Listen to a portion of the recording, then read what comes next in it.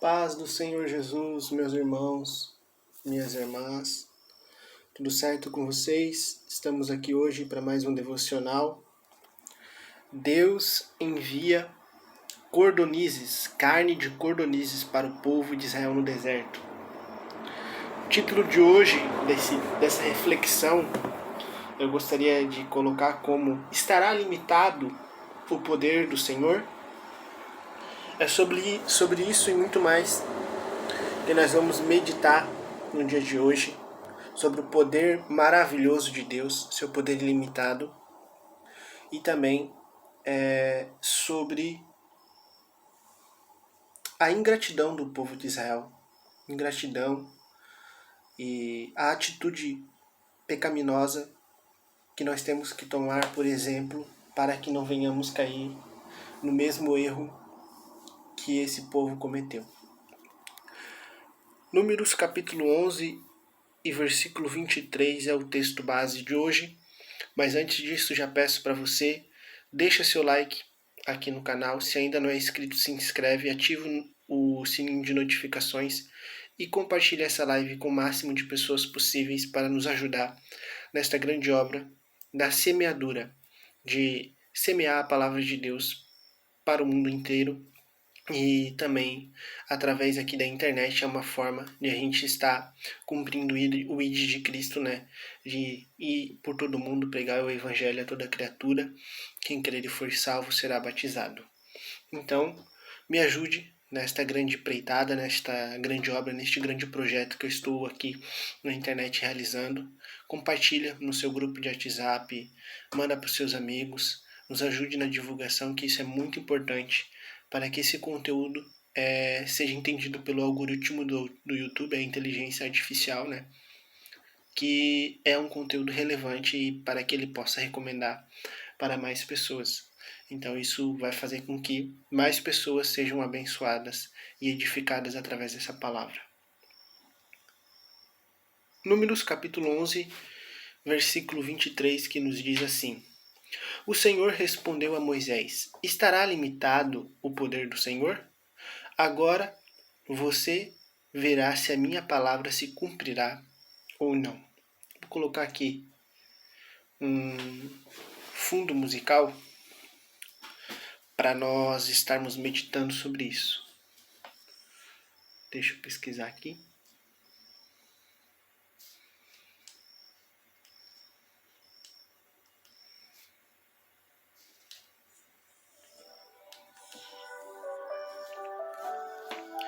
Então, meus irmãos, eu vou contextualizar vocês acerca dessa passagem. Acredito que muitos já devem conhecer e talvez alguns não se lembrem por inteiro, né? Tudo o que esse texto nos traz. Então, eu quero relembrá-lo para que você fixe na sua memória e não venha se esquecer dessa passagem tão importante da palavra de Deus. Números capítulo 11 nos fala no momento em que o povo de Israel está no deserto e Deus já havia mostrado seu poder através do envio do maná. O maná, que era uma semente, como uma semente de qualquer outro tipo de semente, por exemplo, a semente de farinha, né, do trigo, o grão de trigo. Então era uma semente e eles pegavam essa semente e moíam ela no moinho ou num pilão e faziam bolos, né? E esse bolo ele tinha sabor de óleo de oliva com gosto de bolo. Então esse era o maná que o povo de Israel recebia quando a nuvem cobria toda a tenda da congregação durante a noite. Então eles acordavam pela manhã e colhiam o maná, moíam ele no moinho e faziam bolos para comer. Só que o povo começou a reclamar para Moisés, dizendo que estavam insatisfeitos e enjoados, né? A palavra de Deus diz que claramente que entrou no coração de alguns que estavam entre o povo, e a Bíblia diz claramente que não eram israelitas, mas eram pessoas de outras nações que começaram a reclamar. Porque quando o povo de Israel sai do deserto, ele não sai somente o povo de Israel. Outras pessoas que estavam cativas em Israel e que tinham uma convivência muito próxima dos israelitas também saem junto com eles nessa multidão.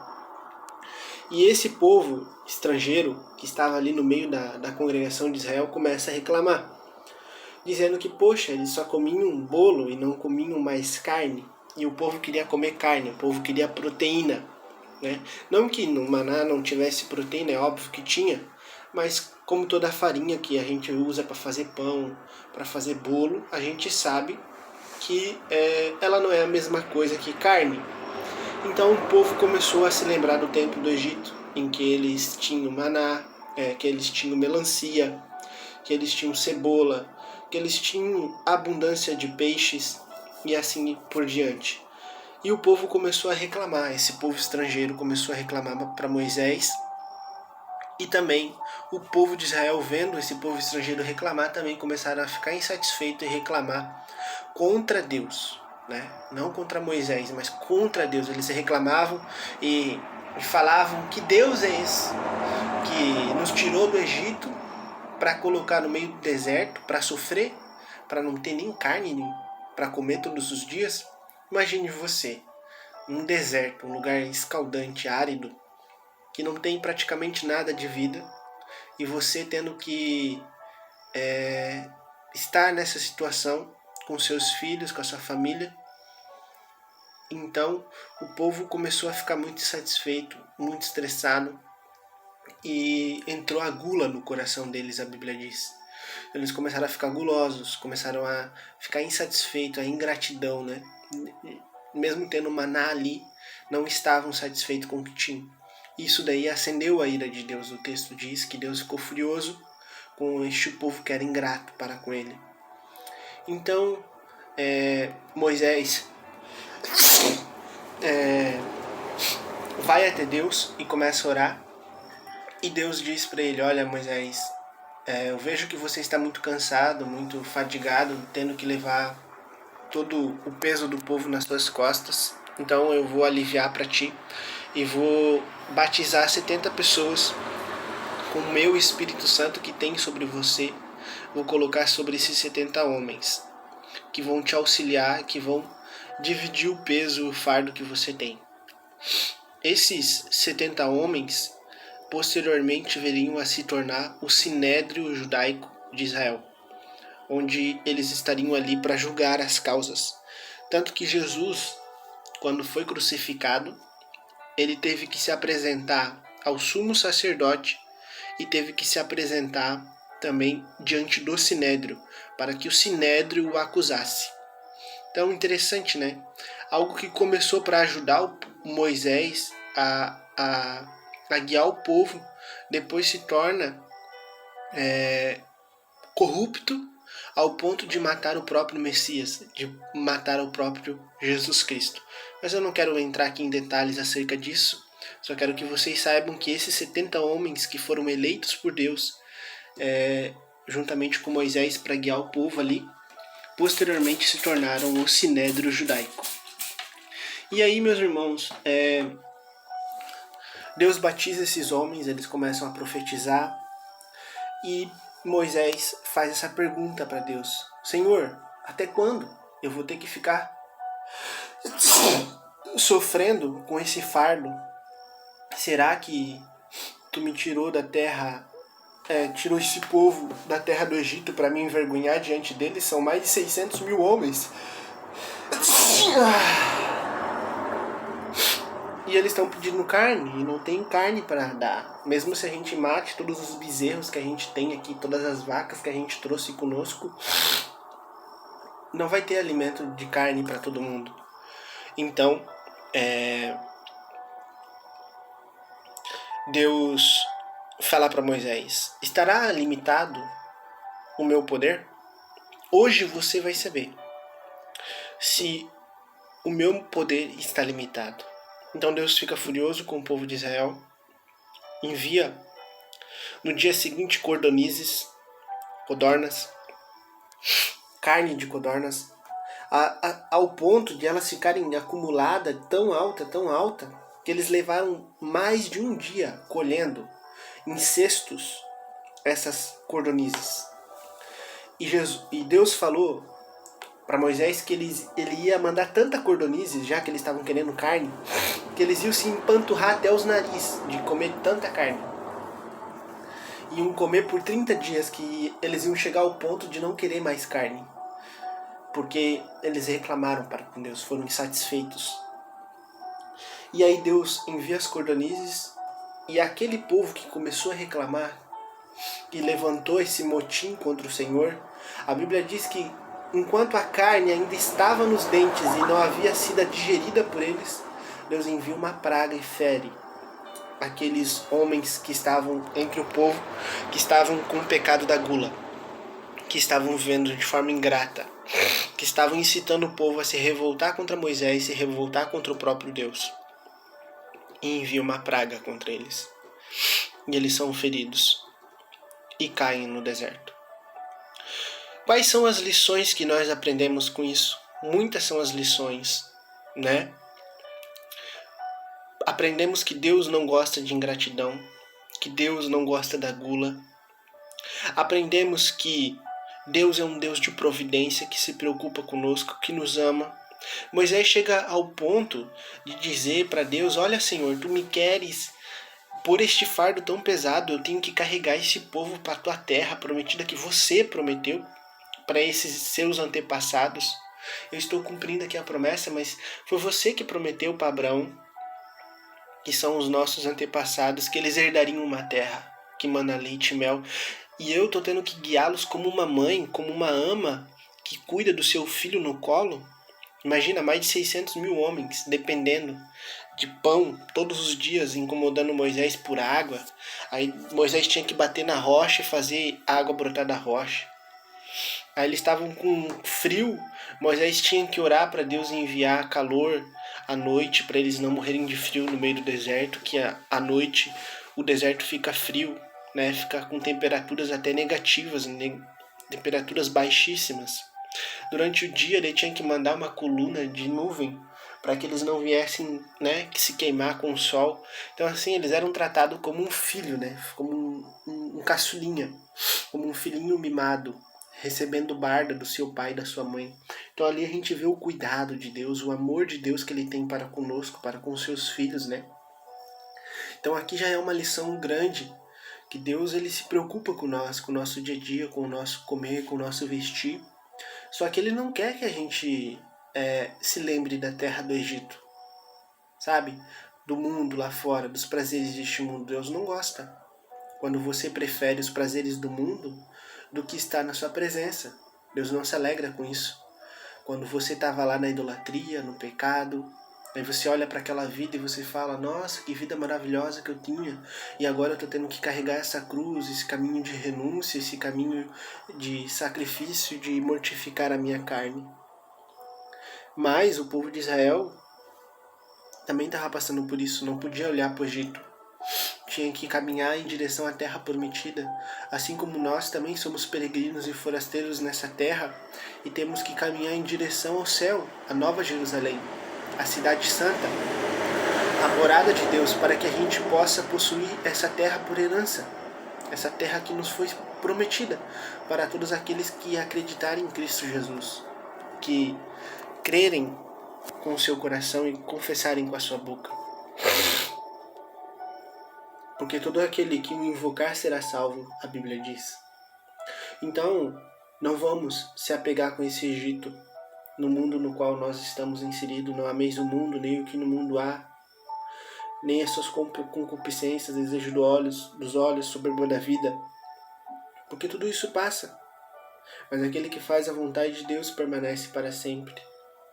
Então vamos se preocupar em fazer a vontade de Deus. Vamos se preocupar em agradar ao Senhor. Vamos se preocupar de buscar o seu reino e a sua justiça em primeiro lugar. E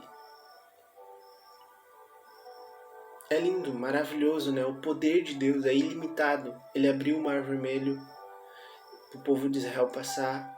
Ele mandou as 10 pragas no Egito para que o povo viesse sair do Egito. Ele apareceu para o povo no Monte Sinai, com relâmpagos, trovões, né? O monte começou a fumegar e uma voz bradou, né? Uma voz como voz de trovão bradou do monte, falando com o povo, e o povo temeu diante daquele poder maravilhoso, sobrenatural de Deus. E o povo mesmo assim continuava insatisfeito, continuava reclamando. Por isso que muitos né? Todos morreram no deserto, né? Menos Josué e Caleb, que herdaram a terra prometida. Fora isso, toda aquela geração morreu, porque o coração deles não era reto para com Deus. Não era reto. Jesus morreu por muitos, não morreu por todos. Infelizmente, nem todos vão receber a salvação. Nem todos têm um coração disposto a amar o Senhor Jesus. Mas tem um coração incircunciso, um coração rebelde, duro, de dura cerviz, como o do povo de Israel. Que isso nos sirva de exemplo, a não ser seguido. Que nós possamos olhar para a nação de Israel no deserto, ver o erro que eles cometeram e não venhamos a cair neste mesmo erro, de serem ingratos. Porque a palavra de Deus diz, em tudo dai graças. E como é difícil, né? Quando você está passando um momento de luta, de dificuldade, de provação, dar graças, render louvores. Eu te amo, Senhor, eu te agradeço. Porque a Bíblia diz que todas as coisas cooperam para o nosso bem, até mesmo aquelas que são ruins. Então, em todo tempo temos que se alegrar e regozijarmos sempre na presença do Senhor. Por isso, levantemos as nossas mãos para os céus e dizemos: Senhor, obrigado por mais um dia de vida que eu posso respirar, que eu posso estar vivo. Obrigado, Senhor, por todos os bens, por todas as dádivas, pelo pão de cada dia. Obrigado pelo meu emprego, obrigado pela minha família, obrigado pela minha saúde. Essa é a postura do cristão diante de Deus. Obrigado, Senhor, obrigado, Senhor. Obrigado, Senhor, obrigado, Senhor, obrigado, Senhor, porque o justo é repleto de bênçãos, de providência, de amor e de cuidado de Deus para com ele. Então, em todos os momentos, independente da circunstância, devemos ser gratos, gratidão, para que não venhamos pecar contra Deus, porque estamos tão abastados. Eu olho para o povo de Israel, né, no deserto, e eu durmo numa cama quentinha, tenho um chuveiro quentinho para me tomar meu banho, tenho um bom trabalho, tenho saúde, tenho o pão de cada dia. O que mais que a gente quer? Por que estamos tão satisfeitos, querendo tantas coisas? Hoje a palavra de Deus está falando fortemente. Pare de ser ingrato. Pare de reclamar. Pare de olhar para o Egito. A palavra de Deus hoje é essa. Pare de olhar para o Egito. Pare de reclamar. Pare de ser ingrato. Se lembre de todas as beneficências que o Senhor já fez para contigo e faz todos os dias. Coisas simples. Hoje choveu aqui em Joinville, eu estava olhando ali, né, o arco-íris que surgiu no céu. Falei, nossa, como esse mundo é maravilhoso. Ele tem, né, uma natureza tão bela, coisas encantadoras e mágicas. Se tu for olhar por esse lado, o arco-íris é extremamente mágico. De repente, do nada, o céu fica colorido. Uma coisa linda, fantástica, poética, que Deus fez, né, como uma aliança para com todos nós, quando entregou o arco-íris ali no Monte Ararat para Noé, como prova de que ele não destruiria novamente a terra com dilúvio. Então, nós só temos a agradecer ao Senhor por todas as bênçãos e por todas as coisas que Ele nos tem dado. Não venhamos cair neste mesmo erro, tropeçar neste mesmo erro que este povo tropeçou, de ser ingratos, de reclamar, de olhar para o Egito, porque foi esse o erro que o povo cometeu. Amém, meus irmãos? Que Deus abençoe você. Fique na paz de Jesus. Vamos fazer uma oração? Vamos orar. Agradecer a Deus por esse dia. Senhor, muito obrigado por esse dia, papai. Obrigado pelo alimento, obrigado por tudo, Senhor. Nos perdoe pela nossa ingratidão, Nos perdoe, Senhor Jesus, por sermos ingratos, por reclamarmos, temos tantas bênçãos, tantas dádivas. Deveremos levantar as nossas mãos para o alto e te glorificarmos em todo o tempo, independente da circunstância, porque tu és bom, Senhor. Em todo o tempo tu és bom, em todo o tempo tu és maravilhoso. Que venhamos, Senhor, contemplar as tuas beneficências, parar de ser ingrato, parar de ser insatisfeito, parar de reclamar e vir a te louvar, porque tu és bom para conosco, Senhor. Tu és bom em todo o tempo, tu és bom. Lembrando, Deus foi bondoso para com o povo. O povo pediu carne, Deus mandou. Até não terem mais vontade de comer carne. O povo pediu água, Deus mandou água. O povo pediu, Deus mandou maná. O povo pediu, mandou uma coluna de nuvem, sol para esquentar, uma coluna de fogo para esquentar durante a noite. Abriu o mar vermelho. O povo reclamou, estava chorando no Egito, que queria sair do Egito, que estava sendo escravo. Deus tirou do Egito, colocou eles na terra prometida, uma terra que emanava leite e mel. E o que o povo fez? Voltou para a idolatria, crucificou Jesus. Olha o amor de Deus para com o povo de Israel. Até hoje a nação de Israel está aí. E até hoje o Senhor continua amando este povo. É longânimo, compassivo, misericordioso. Não nos retribui segundo a sua justiça, mas segundo a sua longanimidade. A misericórdia de Deus é infinita. A sua ira dura por um pouco tempo, mas a sua misericórdia dura por toda a eternidade. Então Deus foi bom para com esse povo, mesmo ele sendo ingrato. Reflita sobre isso, porque muitas vezes nós somos ingratos para com Deus e Ele continua sendo bom para conosco.